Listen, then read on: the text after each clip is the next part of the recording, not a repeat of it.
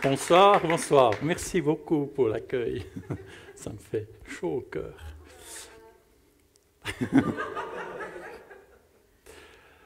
Bon, moi j'ai le privilège de commencer une nouvelle série. C'est Ambassadeurs et soyez mes imitateurs comme je le suis moi-même de Christ. Et c'est Paul qui dit. Et justement, si on veut dire ça de nous, soyez mes imitateurs comme moi je le suis moi-même de Christ, on doit bosser un petit peu. Ou bien non, justement, on doit être un exemple. Non. Puis comme je commence la série, j'ai regardé un petit peu qu'est-ce que ça veut dire ambassadeur. Puis j'ai un petit peu googlé, bon, on trouve 1000 choses. Et il y a une définition après le Robert, ça c'est représentant permanent d'un État auprès d'un État étranger, le plus élevé dans la hiérarchie diplomatique. Et puis si on prend ça pour nous, pour la vie chrétienne, nous, on a des représentants permanents. Permanent, ça veut dire c'est un full-time job. Puis nous, on a les représentants du royaume de Dieu auprès du monde. Et la suite, c'est personne chargée d'une mission. Soyez mon ambassadeur auprès de lui. Et puis nous, ça veut dire, notre mission, c'est amener la bonne nouvelle, et faire des disciples, baptiser des gens. Et en Suisse, on utilise aussi le terme, maintenant ça devient compliqué, plénipotentiaire, qui veut dire agent diplomatique qui a plein pouvoir pour accomplissement d'une mission. Puis nous, on a une mission, et puis Dieu nous donne aussi les pouvoirs. Il nous a donné le Saint-Esprit pour accomplir cette mission. Et une autre que je trouvais, c'était aussi vraiment bien, et puis qui a arrondi un petit peu ça, c'est une certaine Françoise Davier-Taylor, j'ai trouvé comme ça, qui a écrit dans un livre, ces ambassadeurs ou prophètes sont les serviteurs de Dieu, alors nous tous, qui sont inspirés et ont été élus pour être au service d'une mission divine. Ça, c'est beau, ça. Voilà, ça un petit peu sur le thème ambassadeur. Sous-titre ou sous-thème de mon message, c'est de la présence à la ressemblance. Et que nous le voulions ou non, notre vie reflète nos valeurs. L'attitude des parents en particulier façonne le système de valeurs des enfants. La diction populaire « tel père, tel fils » n'est pas seulement un vieux cliché, c'est une vérité encore actuelle dans les foyers. L'expérience montre que les enfants imitent le mode de vie de leurs parents et répètent ainsi leurs succès et leurs erreurs. Et on voit ça dans le témoignage d'une fille, on va l'appeler Alexia, qui d'ici de l'église, elle va à l'école, et elle vit ça déjà, elle vit le commandement, tu dois aimer ton prochain comme toi-même, déjà à fond. Alors ça veut dire, dans sa classe, à l'école, elle s'entend avec tout le monde, super bien. Mais dans sa classe, il y a une fille qui est un petit peu exclue ou mise à côté parce qu'elle est différente. Mais c'est Alexia, elle a tellement à cœur, elle a déjà ce cœur d'amour, le cœur de Jésus, qu'elle s'entend aussi très bien avec elle, et puis elle est triste pour elle parce qu'elle est mise à côté. Et puis elle aimerait tellement qu'elle soit aussi intégrée dans le groupe. Et moi, je trouve ça tellement beau que quand j'ai entendu ce témoignage, qu'on voit que déjà les valeurs que les parents ont transmises à cette fille, à Alexia, et connaissant les parents, je pense que ça doit être dans l'ADN déjà. Alors, voilà. Et dans la Bible, on a par exemple Timothée. c'est le fidèle collaborateur de Paul et responsable de l'église d'Éphèse. Là, il y a la mère et la grand-mère de Timothée, 2 femmes juives croyantes, ont contribué à sa formation et à sa croissance spirituelle. Et puis on peut lire ça dans 2 Timothée 1, 5, où Paul il dit à Timothée, « Je regarde le souvenir de ta foi sincère, cette foi qui se trouvait déjà chez ta grand-mère Loïs et ta mère Eunice. À présent, elle habite aussi en toi. J'en suis pleinement convaincu. » Puis ces 2 histoires me touchent et dans l'avenir, je vais encore entendre beaucoup de témoignages comme ça. Là, on parle des parents qui sont leaders spirituels pour leurs enfants. Mais c'est la même chose pour les leaders dans l'église, ou entre amis, ou au boulot. Mais regardez-moi, si je suis là devant vous ce soir, et si je suis qui je suis, c'est bien sûr c'est déjà grâce à Dieu, mais c'est grâce à des ambassadeurs comme mes grands-parents, mes parents, des leaders, des amis qui sont à fond dans la foi et un exemple pour moi, qui m'ont transmis les valeurs chrétiennes et ont cru et puis croient encore en moi. Et pour un leader spirituel exemplaire, il faut donner 100% pour Dieu. Bon, maintenant, si moi je serais là en bas, en train de m'écouter, et puis j'entends, il faut donner 100% pour Dieu, je penserais, une fois de plus, il va nous dire qu'on doit plus évangéliser, plus prier, plus lire la Bible, et toujours être reconnaissant. Et, oui, bien sûr, payer la dîme régulièrement. Ce n'est pas faux. Hein? Et puis, faites-le autant que vous pouvez. Mais là, je vous propose que vous soyez leader ou pas, de découvrir ensemble ce que veut aussi dire donner 100% pour Dieu, avec l'exemple d'Ézéchias.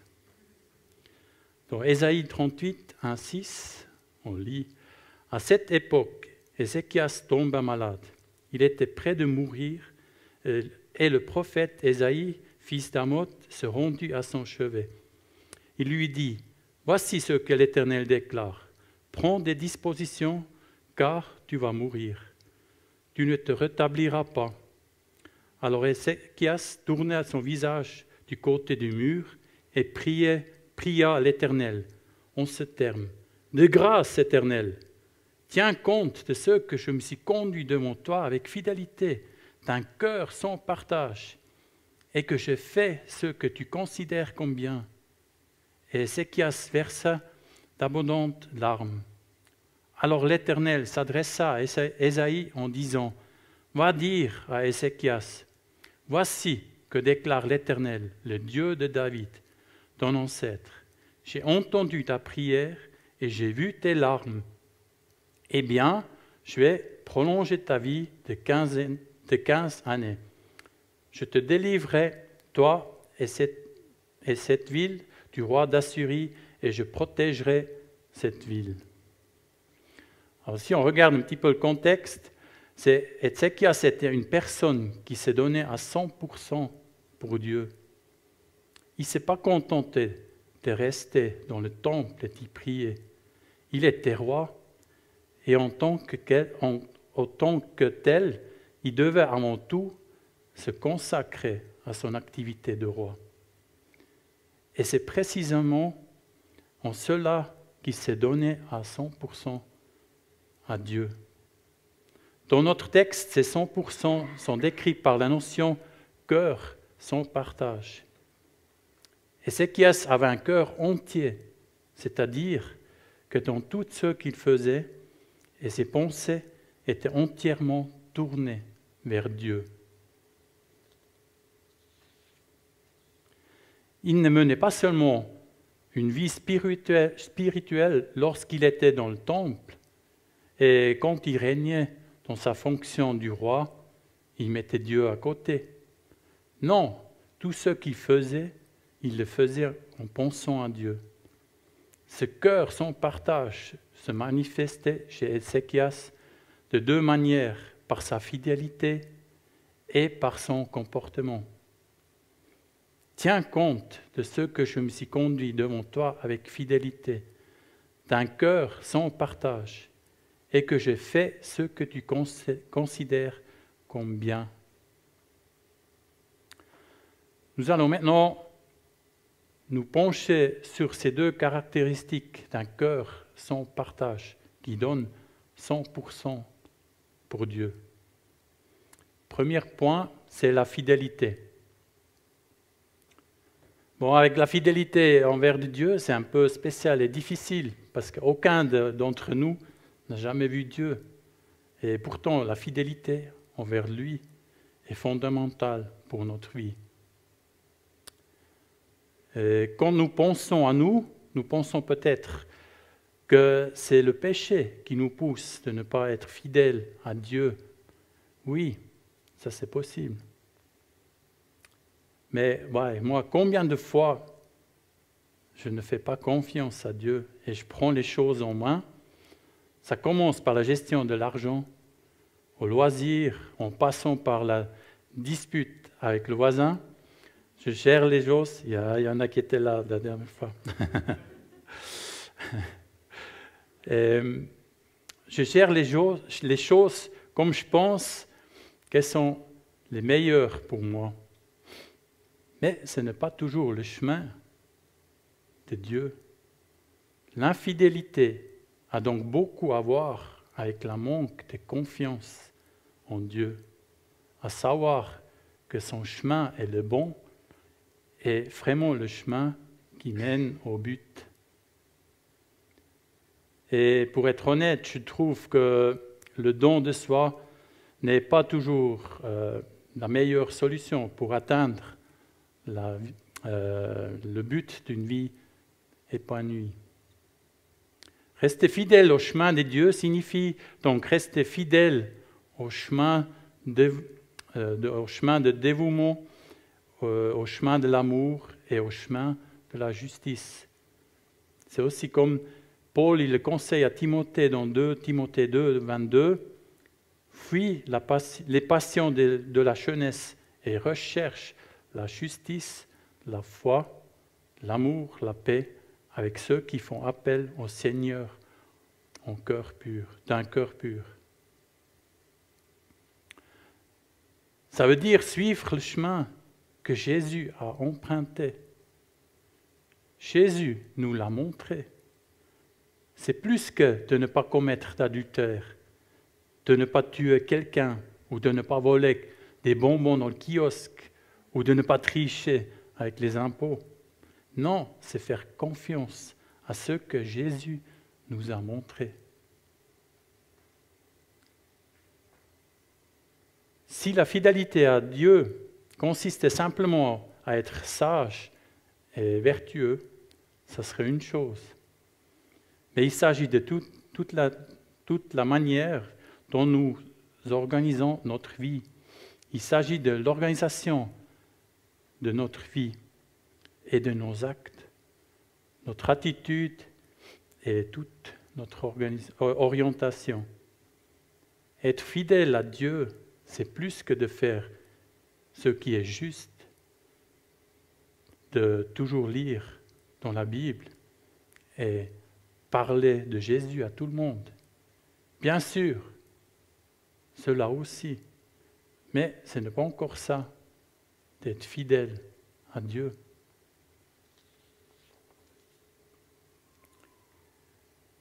Si notre fidélité ne se manifestait que par des actes, alors beaucoup de gens auraient été fidèles au Dieu à l'époque de Jésus. Il y avait alors beaucoup de personnes vertueuses. Chez les Juifs, il s'agissait des pharisiens, et chez les Grecs, des stoïciens. Beaucoup d'entre eux vivaient des vies exemplaires, et pourtant, ils n'étaient pas fidèles à Dieu. Nez qui coule.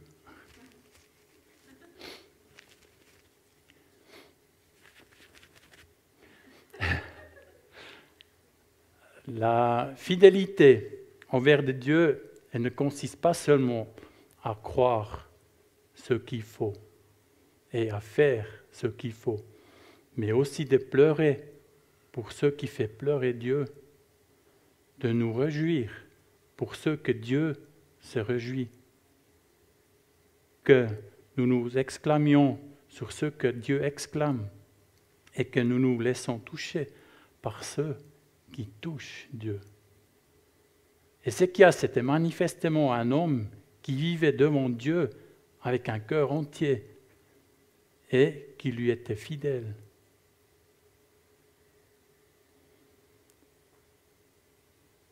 Maintenant, on va voir le deuxième point, c'est faire ce qui plaît à Dieu. Ézéchias a fait ce qui plaît à Dieu. Lorsque nous lisons de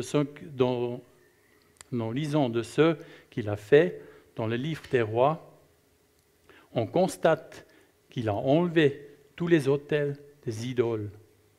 Il avait justement ce cœur sans partage. Et on peut aussi lire dans 2 Rois 18, 5 à 6, « Il mit sa confiance dans l'Éternel, le Dieu d'Israël. De tous les rois de Juda qui lui succédèrent ou qui le précédèrent, aucun ne fut pareil à lui. Il s'attachait à l'Éternel sans se détourner de lui, et il se conforma au commandement qu'il avait prescrit à Moïse. » Faire ce qui plaît à Dieu, c'est donc respecter les commandements de Dieu dans une attitude de confiance. L'obéissance a donc bien plus à voir avec la confiance qu'avec une simple discipline ou à des vertus. On peut aussi obéir par peur. Nous avons tous connu cela dans le passé, quand à l'école le professeur nous a suffisamment intimidés, nous étions tous plus ou moins obéissants. Et même dans l'armée ou au travail, beaucoup sont simplement obéissants pour ne pas avoir des ennuis. Mais celui qui ainsi vit à un cœur partagé. Un cœur sans partage et obéissant par confiance et fait ce qui plaît à Dieu. Et comme il n'est pas toujours logique pour nous, ce qui plaît à Dieu, et comme il nous arrive que ce qui plaît à Dieu nous ne plaît pas du tout, il faut beaucoup de confiance pour faire ce qui lui plaît. Et parfois, en toute honnêteté, moi, je ne sais pas ce qui plaît à Dieu. Et ça serait tellement plus simple si chaque situation de la vie était écrite avec précision, avec des instructions exactes sur le comment, quoi et quand. Mais ce n'est pas le cas.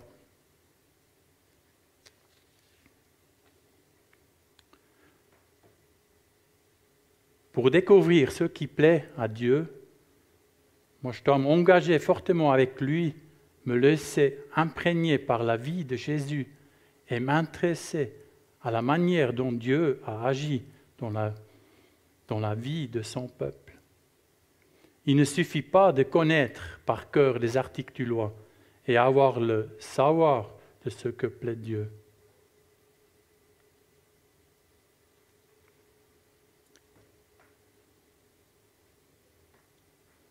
Pour résumer, Ézéchias vivait devant Dieu avec un cœur entier. Il était fidèle au chemin de Dieu et faisait ce qui lui plaisait.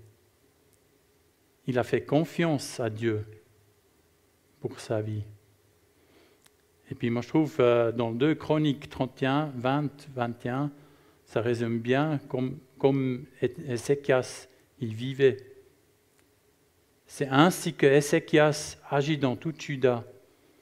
Il fit ce qui est bien, ce qui est droit, ce qui est vrai, devant l'Éternel son Dieu, dont tous ceux qu'il entreprit en faveur du service de la maison de Dieu, de la loi et des commandements, il agit en recherchant son Dieu de tout son cœur. Et il connut le succès.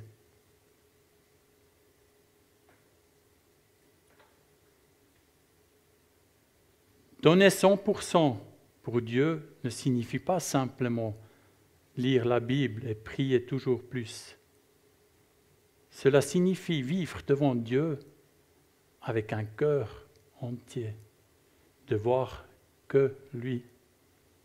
Et ensuite faire tout ce que nous faisons à partir de ce point de vue. Cela signifie tout ce que nous pensons et ressentons, de ne penser et de ne ressentir que de ce point de vue. Cela englobe nos actions, notre volonté et nos attitudes. Et puis je suis sûr et convaincu, comme ça, on va progresser dans la ressemblance de Jésus. On va grandir dans notre leadership et discipulat. Et on peut être un exemple, un ambassadeur pour notre entourage. C'est un entraînement. Stéphane, il a dit aussi la semaine passée, pour la foi, niveau la foi, on doit s'entraîner, ça ne vient pas d'aujourd'hui à demain. Mais alors commençons ou bien continuons l'entraînement. Et comme on a vu dans la série Surnaturelle au quotidien, avec le Saint-Esprit, on a le meilleur coach avec nous.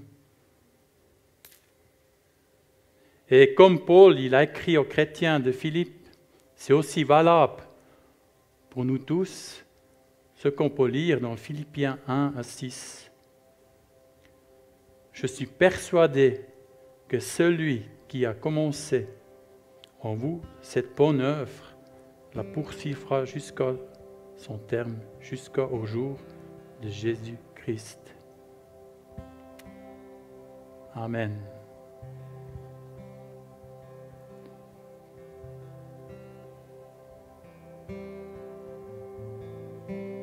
On va passer dans le moment de face-to-face. Il va y avoir Volker et puis Elodie à votre gauche.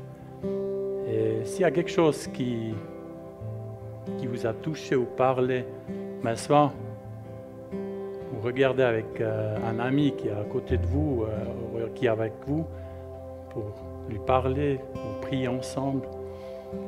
Et puis si jamais aussi, justement, il y a Volker et puis Elodie qui sont aussi là pour prier pour vous. Et je vous encourage vraiment que s'il y a quelque chose qui a commencé à travailler en vous comme ça, ne laissez pas comme ça à côté. Allez vraiment profiter pour aller chez Volker ou Elodie. Moi, je vais encore prier.